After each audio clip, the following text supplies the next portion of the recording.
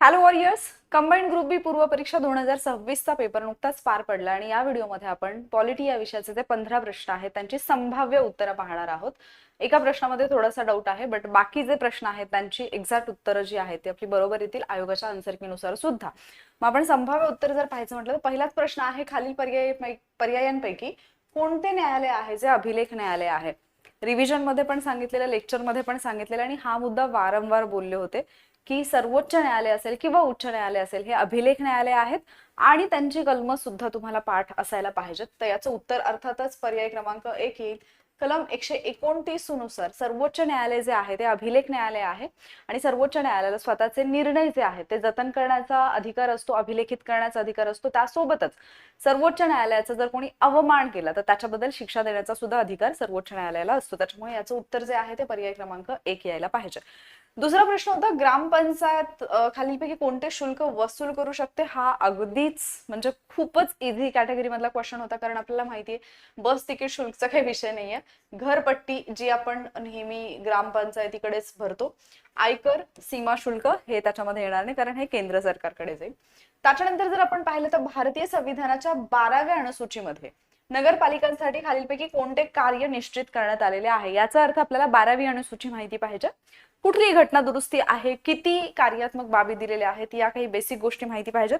जर आपण पाहिलं तर 12व्या अनुसूचीमध्ये 74वी घटना दुरुस्ती येते. 73वी आणि 74वी घटना दुरुस्ती इन डिटेल घेतलेलं, परत परत सांगितलेलं की या दोन घटना दुरुस्ती अशा आहेत की एक म्हणजे या दोन टॉपिक वरतीच, या दोन घटना दुरुस्तींवरतीच एकाच पेपरमध्ये 2 किंवा 3 प्रश्न पाहायला मिळतात.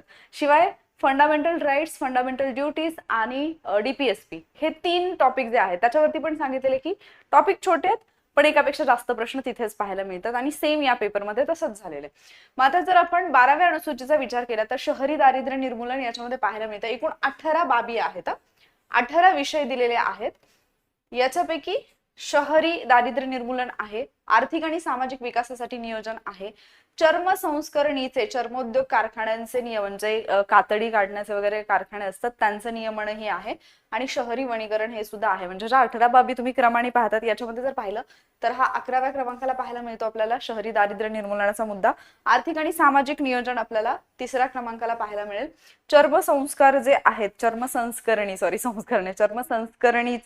किंवा चर्मोद्योग कारखान्यांचे नियमन हा शेवटचा किंवा 18वा विषय पाहायला मिळतो आणि शहरी वनीकरण हा आपल्याला 8व्या क्रमांकाचा विषय असलेला पाहायला मिळतो. इन डिटेल एक्सप्लेनेशन आपण नंतर पाहूयात. आता फक्त आपला उद्देश काय आहे, यांची संभाव्य उत्तरं पाहिजे. तर पर्याय क्रमांक 4 यायला पाहिजे या प्रश्नाचं उत्तर.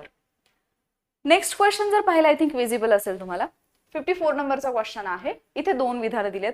हा क्वेश्चन जो आहे, ज्याने पुस्तक केअरफुली वाचलंय ना त्याला याच्यात काही प्रॉब्लेम आलेला नसणार, पण ज्यांना पुस्तक नीट वाचायची सवय नाहीये त्यांनी डेफिनेटली इथे चुकवलेला असणार आहे.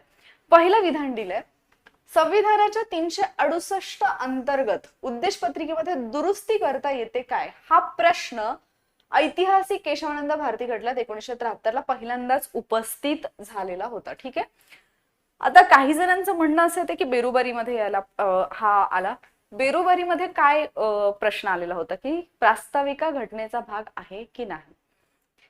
इथे विचारलंय की प्रास्ताविकेमध्ये घटना दुरुस्ती करता येऊ शकते का. तुमच्या पुस्तकामध्ये प्रास्ताविकेतली घटना दुरुस्ती हा मुद्दा जेव्हा तुम्ही वाचतात आपण फक्त कुठल्या लाईनवरती फोकस करतो, एकदाच घटना दुरुस्ती झालीये, 42वी घटना दुरुस्ती झालीये, 3 शब्द टाकण्यात आलेले आहेत, याच्या व्यतिरिक्त आपण काही वाचत नाही. पण त्या मुद्द्याची सुरुवातीच्या लाईन जर तुम्ही पाहिल्या तर तिथे स्पष्टपणे हे मेन्शन केलेलं आहे. मग तुम्ही रंजन कोळंबे सरांचं बुक यूज करा किंवा तुम्ही एम लक्ष्मीकांत यूज करा, दोन्ही पुस्तकांमध्ये हे दिलेले आहे. त्यामुळे पहिलं विधान जे आहे ते बरोबर आहे. सप्टेंबर 2025 पर्यंत 42व्या घटना दुरुस्ती कायद्याद्वारे 1976 मध्ये फक्त एकदाच उद्देश पत्रिकेमध्ये बदल करण्यात आलेले आहे, हेही आपल्याला माहिती आहे. सो दोन्ही विधानं जी आहेत ही इथे बरोबर असायला पाहिजेत. आणि समाजवादी, धर्मनिरपेक्ष आणि एकात्मता हे 3 शब्द जे आहेत ते या 42व्या घटना दुरुस्तीने ऍड करण्यात आलेले आहेत. त्याच्यानंतर पुढचा जर आपण पाहिला प्रश्न, हा प्रश्न थोडासा इंटरेस्टिंग आहे. कारण केंद्र राज्य संबंध हे खूप वेळा सांगितलेलं की इम्पॉर्टंट टॉपिक आहे. केंद्र राज्य संबंधाचं लेक्चर पण दिलेलं आहे आणि त्याच्यातला पहिला पार्ट जो आहे तो तर युट्यूब वरती मी फ्री मध्ये पण दिलेला होता. तर केंद्र राज्य संबंधाचा जर आपण विचार केला तर कलम 256 मध्ये आपल्याला राज्य आणि केंद्रांचं दायित्व हे पाहायला मिळतं. 257 मध्ये काही प्रकरणांमध्ये राज्यांवर केंद्रांचं नियंत्रण पाहायला मिळतं. 258 चा जर विचार केला तर केंद्राकडे सुद्धा काही कार्य सोपवण्याचा राज्यांचा अधिकार आहे आणि 260 मध्ये भारताबाहेरचा जो प्रदेश आहे त्यांच्या संबंधात केंद्राचे अधिकार क्षेत्र जे आहे ते आपल्याला पाहायला मिळतं. म्हणजे याचं उत्तर काय यायला पाहिजे?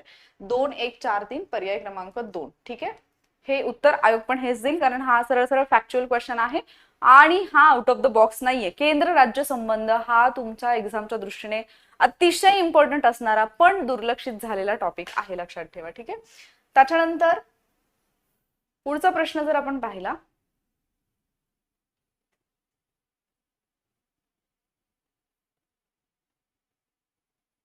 ओके, अगेन हा प्रश्न जो आहे राज्य धोरणाच्या मार्गदर्शक तत्वांवरती आहे आणि इथे 100% क्वेश्चन बनणार हे मी आधी पण सांगितलेलं आणि हा आयोगाचा फेवरेट वाला टॉपिक आहे. कोणते तत्व भारतीय राज्य धोरणाच्या मार्गदर्शक तत्वाचा भाग नाही म्हटले? आता एक गंमत पहा, आत्ताची जी मेन्स झाली 17 तारखेची, त्या मेन्स मध्ये आयोगाने कलम 19 अंतर्गत जे मूलभूत हक्क येतात त्याच्यापैकी कुठला नाहीये असं एक विधान दिलेलं आणि त्याच्यामध्ये आय थिंक दुसरा की तिसऱ्या ऑप्शनला एक वाक्य टाकलेलं, शांततेने आणि शस्त्रांसह एकत्र जमण्याची परवानगी असं दिलेलं होतं. तर तिथे आता मी म्हणजे जस्ट एक दिवस आधी एक्झामच्या ज्यावेळेला डिस्कशन घेतलं तेव्हा पण मी सांगितलं की आयोग परत अशाच प्रकारचं एखादं विधान टाकेल. मूलभूत हक्कांच्या बाबतीत आहे. इथे जर पाहिलं तर ही बाकी सर्वांसाठी रोजगाराच्या संधी, स्त्री पुरुषांना समान कामासाठी वेतन, कामगारांसाठी योग्य वेतन ही मार्गदर्शक तत्व आहेत. पण जर आपण याचा विचार केला पर्याय क्रमांक 3चा तर हा आपला फंडामेंटल राईट म्हणजे मूलभूत हक्क आहे. त्यामुळे हे त्याचं उत्तर यायला पाहिजे. नंतर राज्य लोकसेवा आयोगाच्या सदस्याला काढून टाकता येते. कोण काढून टाकू शकतं आणि कशा पद्धतीने काढून टाकू शकतं हा प्रश्न आहे. आता पहा, आपल्याला माहिती की एमपीएससीचे जे अध्यक्ष असतात त्यांची नियुक्ती जी आहे ते राज्यपाल करतात. पण त्यांना जे काही स्वातंत्र्य मिळालेलं आहे त्याच्यानुसार जर आपण विचार केला तर इथे कलम 317 आहे. Just let me confirm. हा, कलम 317 नुसार जर पाहिलं तर राज्य लोकसेवा आयोग जे आहेत त्यांच्या अध्यक्षांना पदावरून केव्हा काढून टाकलं जाऊ शकतं? केवळ राष्ट्रपतींच्या शिफारशीनुसार काढून टाकता येतं. पण त्याच्यापूर्वी सर्वोच्च न्यायालयाने चौकशी केलेली असायला पाहिजे. म्हणजे सर्वोच्च न्यायालय जे आहे 145 नुसार कलम 145 मध्ये दिलेल्या प्रोसिजर प्रमाणे सर्वोच्च न्यायालय चौकशी करेल, राष्ट्रपतींना अहवाल सादर केला जाईल आणि मग राष्ट्रपतींच्या आदेशाद्वारे त्यांना पदावरून काढलं जाईल. जरी राज्यपाल त्यांची नियुक्ती करत असतील तरी पदावरून त्यांना दूर करत नाहीत राज्यपाल, त्यांना पदावरून दूर हे राष्ट्रपती करतात. ही गोष्ट लक्षात ठेवा. इझी होता हा पण प्रश्न. त्याच्यानंतर नेक्स्ट क्वेश्चन जर आपण पाहिला, भारतीय संविधानाच्या सरनाम्याची सुरुवात, हा प्रश्न सुद्धा तुमच्या पुस्तकामध्ये पण दिले. प्रास्ताविका अभ्यासताना पण आपण अभ्यासतो, प्रास्ताविकेची वैशिष्ट्य अभ्यासताना पण हा पॉईंट अभ्यासतो. 2 प्रश्न झाले प्रास्ताविकेवरती. अगेन जसा मूलभूत कर्तव्य एका पानाचा टॉपिक आहे, प्रास्ताविका एक 2-3 पानामध्ये पण छोटीशी प्रास्ताविका समजून घेतली तर एका लेक्चरमध्ये इझिली समजू शकता असं आहे. जे लेक्चर मी प्रास्ताविकेचं चॅलेंज मध्ये घेतलेलं होतं ते लेक्चर मला असं वाटतं की बेस्ट लेक्चर आहे, कारण आतापर्यंत मी जेवढे लेक्चर्स पाहिलेत युट्यूबवरती किंवा कुठे त्या पद्धतीने एक्सप्लेन केलेलं नाहीये कोणीच. त्याच्यामुळे ते लेक्चर जे आहे ते मी फ्रीमध्ये तुम्हाला अवेलेबल करून देईन ऑब्व्हियसली पुढच्या एक्झामसाठी. आता जर आपण पाहिलं तर आम्ही भारतीय लोक हे आपण कोणत्या देशाच्या सरनाम्याकडून घेतले किंवा कोणत्या देशाच्या सरनाम्यामध्ये आपल्याला पाहायला मिळतं? विथ द पीपल हे आपल्याला युनायटेड स्टेट्स मध्ये पाहायला मिळतं. त्याच्यामुळे याचं उत्तर यायला पाहिजे पर्याय क्रमांक 4. नेक्स्ट क्वेश्चन जर आपण पाहिला, आता हा सरपंचावरती असणारा जो अविश्वास ठराव आहे त्याच्याशी रिलेटेड आहे. आय थिंक सरपंचावरचा आणि उपसरपंचा विरुद्धचा अविश्वासाचा ठराव याच्यावरती 1 मिनिटांची तयारी तासापेक्षा भारी याच्यामध्ये एक सेशन घेतलेलं 8-9 मिनिटांचा व्हिडिओ असेल ज्याच्यामध्ये एकदम कम्प्लीट प्रोसिजर जी आहे, मग जनतेतून थेट निवडून आलेला सरपंच असेल, अप्रत्यक्षपणे निवड झालेला सरपंच असेल, महिला सरपंच असेल, यांच्यावरचा अविश्वास प्रस्ताव कशा पद्धतीने मांडला जातो, पूर्ण प्रोसेस काय आहे, कुठला कालावधी आहे की त्यावेळेला तो मांडता येतो त्यावेळेला मांडता येत नाही, हे सगळं त्याच्यामध्ये एक्सप्लेन केलेलं होतं. हा जो काही प्रस्ताव असतो 1/3 सभासदांच्या सहीने तशा प्रस्तावाची सूचना जी आहे ती तहसीलदारांना द्यावी लागते. सॉरी, ती तहसीलदारांना द्यावी लागते. त्याच्यामुळे याचं उत्तर यायला पाहिजे पर्याय क्रमांक 2. देन राज्य धोरणाच्या मार्गदर्शक तत्वांबाबत अगेन योग्य विधाने ओळखा. परत 4 विधानं दिलेली आहेत. पहिलं विधान गैर न्यायप्रविष्ट आहेत म्हणजे न्यायप्रविष्ट नाहीये, तर हे बरोबर आहे. उत्तरामध्ये तुम्हाला 3 ठिकाणी दिसतंय. नैतिक आणि राजकीय आधार आहे, समूहाच्या कल्याणाला प्रोत्साहन देतात आणि त्यांच्या अंमलबजावणीसाठी कायदे आवश्यक आहेत कारण ते न्यायप्रविष्ट नाहीयेत. याचाच अर्थ जर त्यांची अंमलबजावणी करायची असेल तर कायद्याची गरज पडेल. त्याच्यामुळे याचं उत्तर यायला पाहिजे पर्याय क्रमांक 4. ठीक आहे. देन नेक्स्ट क्वेश्चन आहे खालीलपैकी काय भारतीय संविधानाच्या कलम 23 मध्ये समाविष्ट नाही. आता इथे पण पहा, कलम 23 मध्ये माणसांचा अपव्यापार आणि वेठबिगारीस प्रतिबंध हे दिलंय आणि 24 मध्ये बालकामगारांना मनाई दिली. म्हणजे मूलभूत हक्कावरती अजून एक प्रश्न आला. आय थिंक थोडा साऊंडचा प्रॉब्लेम आहे. उत्तर तरी बघून घ्या किमान. ठीक आहे, क्लिअर आहे आता. ओके, तर मानवी तस्करीला प्रतिबंध आहे. बालमजुरीस बंदी जे आहे हे आपल्याला कुठे पाहायला मिळतं? हे 24 मध्ये पाहायला मिळतं. सक्तीच्या मजुरीला प्रतिबंध, सार्वजनिक उद्दिष्टांसाठी सक्तीची सेवा. विचारले काय समाविष्ट नाहीये, म्हणजे उत्तर काय यायला पाहिजे? पर्याय क्रमांक 2 हे त्याचं उत्तर यायला पाहिजे. त्याच्यानंतर नेक्स्ट क्वेश्चन जर आपण पाहिला,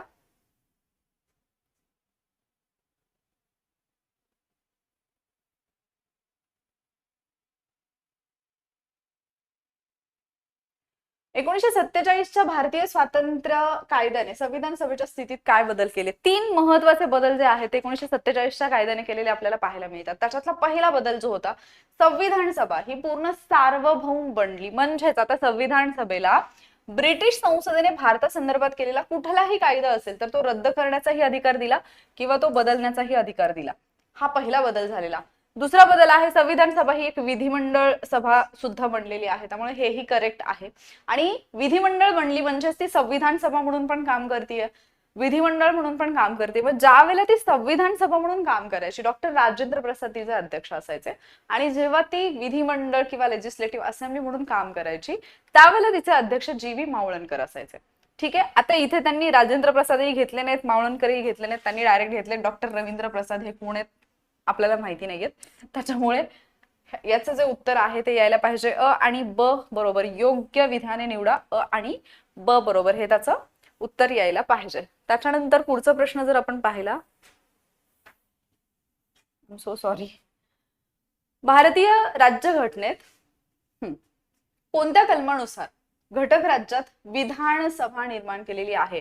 विधिमंडळ, अगेन लास्ट टाइमला पण सांगितलेलं होतं की विधिमंडळ, मग विधिमंडळाची रचना असेल, विधान परिषद निर्माण करणं नष्ट करणं असेल, विधानसभेची रचना असेल, विधान परिषदेची रचना असेल, हे सगळे पॉइंट करून ठेवायचे आहेत. इथे तुम्हाला तो क्वेश्चन पाहायला मिळतोय.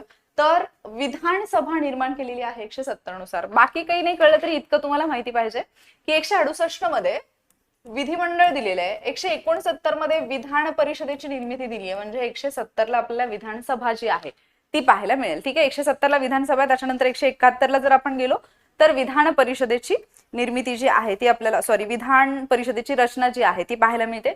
172 मध्ये आपल्याला यांचा कालावधी पाहायला मिळतो विधिमंडळांचा, आणि इथे आपल्याला यांचं सदस्यत्व जे आहे याच्याशी तरतुदी पाहायला मिळतात 173 मध्ये. ठीक आहे, त्याच्यानंतर शेवटचे 2 प्रश्न जर आपण पाहिले तर हा प्रश्न थोडासा ट्रिकी आहे.